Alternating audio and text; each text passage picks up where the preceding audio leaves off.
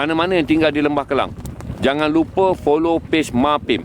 Jangan lupa follow page Sumut Nusantara dan Ultras Selangor. Saya tak pasti lagi, ada banyak kumpulan yang telah menyatakan mereka akan keluar beramai-ramai ke kedutaan Amerika pada 22 hari bulan April ini.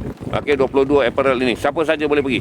Tapi saya nak tengok perkembangan page tu. Pukul berapa nak berhimpun, apa yang ada. Ini solidariti non politik. Saya dah seru pada tuan-tuan keluar dan saya dah minta jangan parti politik tunggang.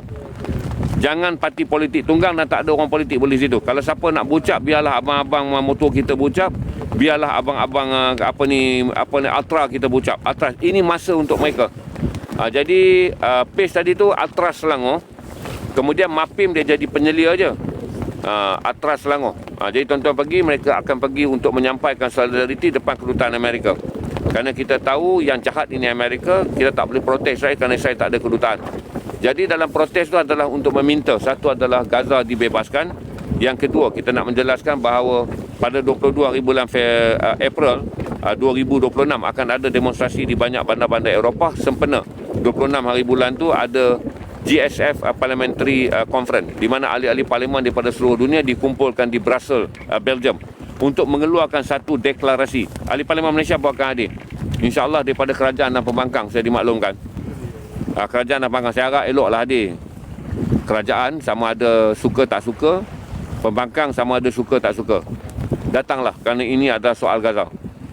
Dan mereka akan menandatangani satu deklarasi, dan deklarasi ini adalah deklarasi untuk menyeru negara-negara yang mereka mewakili, yang mempunyai kuasa untuk menekan Israel supaya membuka pintu sempadan, termasuk menambahkan pintu sempadan lautan bagi membolehkan bantuan konvoi laut juga dibenarkan sampai ke Gaza.